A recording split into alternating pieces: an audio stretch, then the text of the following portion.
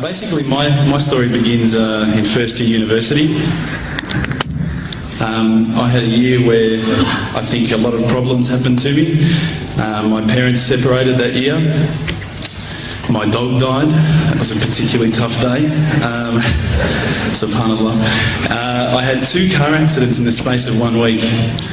And also, sadly, I had a friend pass away that year. I think that year led me to sort of ask some questions along the lines of, why am I here? What's the purpose of life? Why do I get up in the morning? Why do I even bother? Why don't I just sit on the couch, watch TV, Jerry Springer, whatever? And I think I started to ask questions about, the purpose of life, and that led me to start to do a bit of a holy quest. Naturally, as an Aussie, the first thing I did was investigate Christianity. I had a few Christian friends, and I remember going to a church camp. It was one of the funniest camps I've ever been to in my life. Everybody was singing. I didn't know what the words were. I didn't know what they were saying. It sounded great. They had beautiful voices, but it just seemed really strange. And everybody was telling me how much God loved me, and I was thinking, God loves me? My dog died. Subhanallah. So I kept on investigating Christianity, and I went to a whole lot of, different aspects of Christianity. So we're talking about Catholicism, we're talking about Anglican, Baptist, priests, pastors. And every time I'd go there and ask questions, I'd find that they wouldn't pick up the Bible and start to say, oh, this is the answer, my dear brother. They would just start answering me. They would just answer from their own opinions. And I started to realise that there was a lot of interpretations of Christianity, and a lot of people had their own interpretations, and one priest from one church was believing one particular aspect of Christianity whilst another was proclaiming another.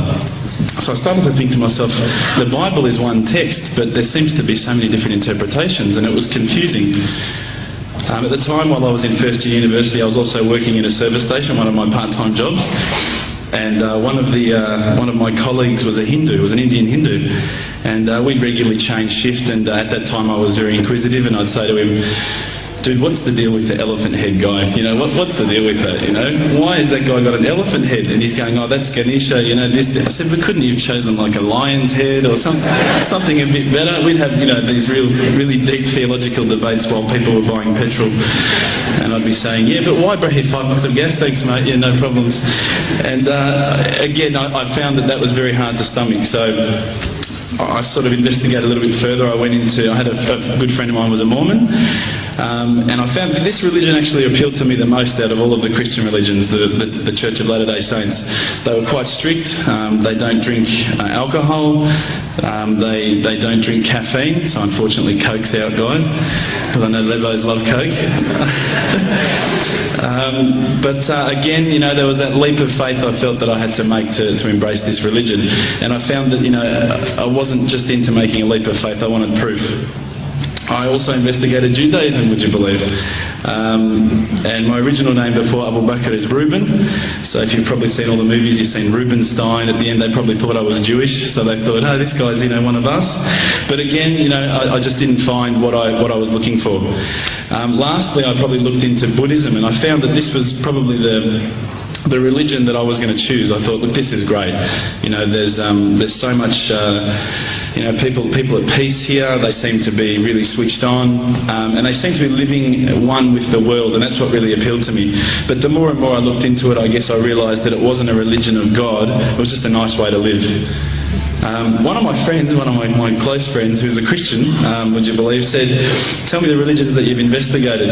So I went through them. I said, Judaism, Christianity, Catholicism, Buddhism, Hinduism, He goes, what about Islam? I go, Islam? I go, they're terrorists. I'm not going to investigate that religion. They're crazy. Why would I even look at that religion? But lo and behold, I found myself walking into a mosque one day. This is my eternal quest. So I walked straight in, shoes on, straight across the prayer rug. There was a brother praying. I walked straight in front of him. As he went to go into sujood, I almost stepped on his head. Subhanallah, I didn't have any clue what I was doing. I looked over and I saw this brother. You probably know this guy. This is Abu Hamza. He's come here and he's lectured a few times. SubhanAllah, I call him Abu Da'an because he's got a very large beard, mashallah. He came walking out towards me and I thought, today I'm about to die. This is the last day of my life. I'm a dead man. I'm a white boy in Lebland. What am I going to do here? I'm dead. He came walking across as though he just walked out of the Sahara Desert. Big abaya, big beard. But subhanAllah, the first words he said were, "G'day mate, how you going?" If only he had the can of VB, it would have been perfect.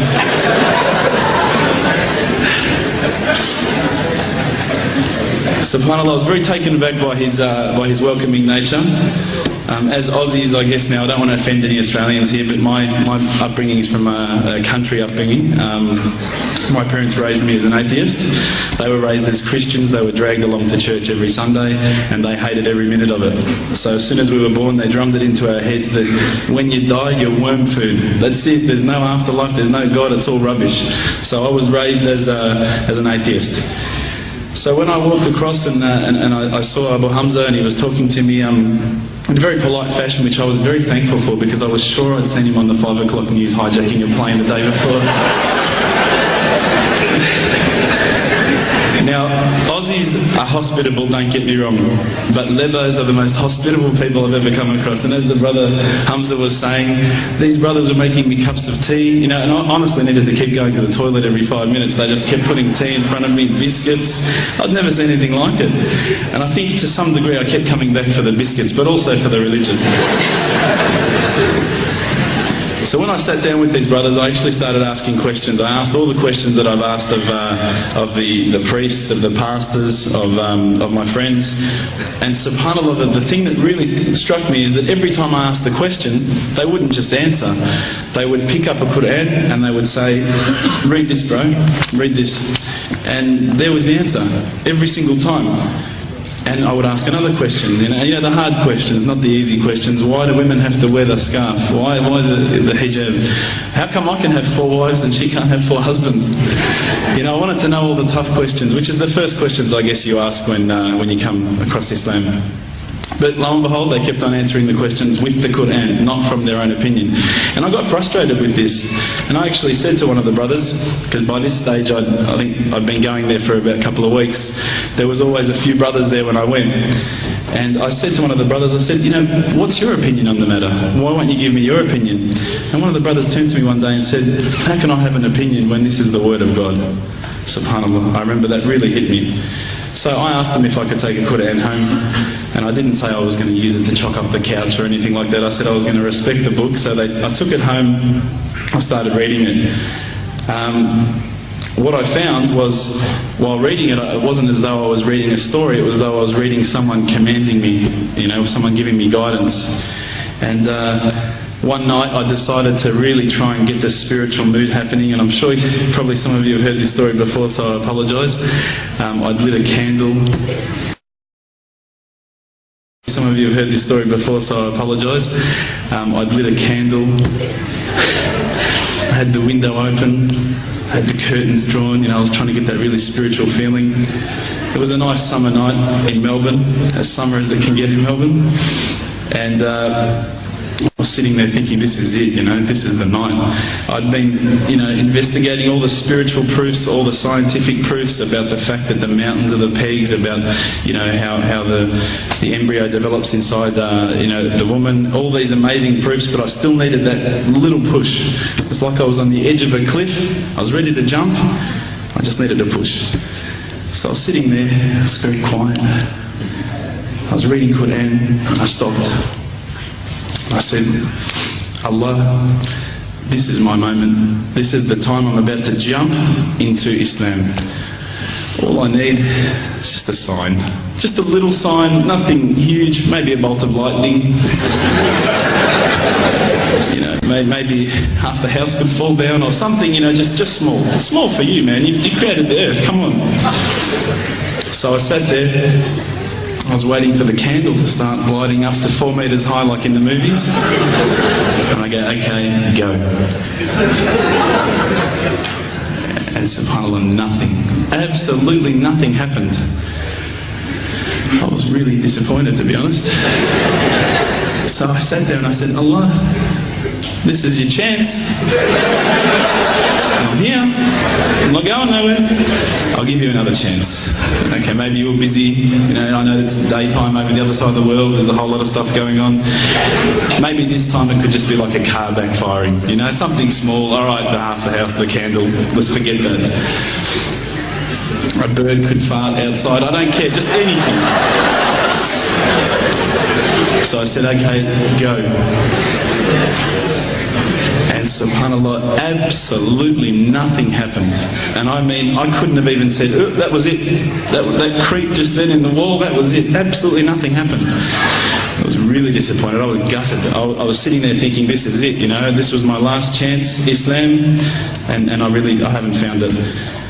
I pulled back the Quran, I turned back to where I was reading. SubhanAllah, the very next verse on the next page. For those of you who ask for signs, have we not shown you enough already? Look around you. Look at the stars. Look at the sun. Look at water. These are the signs for the people of knowledge. SubhanAllah.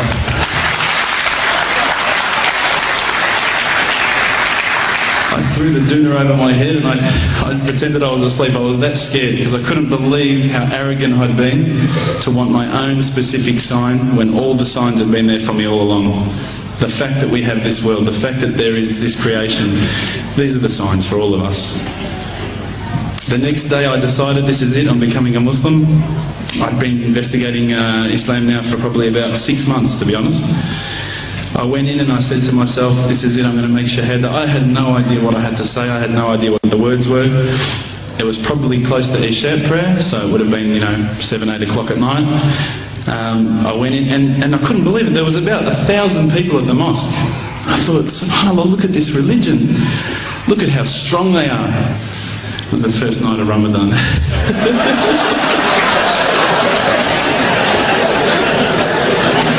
Ramadan Muslims. So I sat there and I was very nervous, I must admit. I got up and this person's going to me, you got to say these words, bro, ashhadu. I'm going, what? Ash what? Can't I just say it in English? No, they say no, you got to say it in Arabic. And I thought, looked out over the sea of beards that I could see in front of me and I thought, if I get these words wrong, I'm a dead man. Again, I had this fear, And they were staring at me, and I don't know if you know this, but Australians can't stare. Lebanese people can stare. So I was sitting there, I was very scared. I got up, and subhanAllah, as soon as I started to say the words, all fear went out of my mind. It felt as though a shower was inside my head and someone had just turned on the cold tap. Felt like I'd been flushed clean. I said the words, and I wasn't expecting so many brothers to come up and yell, Takbir, Allahu Akbar, and start kissing me and hugging me. Now, I'd never been kissed by that many men in my life. But it was a beautiful day, I must admit. And that day was the day that I had more brothers than I could ever imagine, more sisters as well. But I guess since that day I've never looked back. My family, I think, initially were very worried that I was going to be, I guess, a little bit weird towards them. They thought that I was going to break out the AK-47s and the grenades. But they realised, I think, soon that this religion was actually making me a better person. Prior to Islam, you're not going to believe it, I had a mohawk. I did. I had, I'm not going to show you any photos. I had army greens, I had the Metallica t-shirt, I had the cherry docks. I was shocking, right? I thought I looked great, but I looked terrible. And alhamdulillah, ever since then I look as good as I do now. No, don't laugh, please.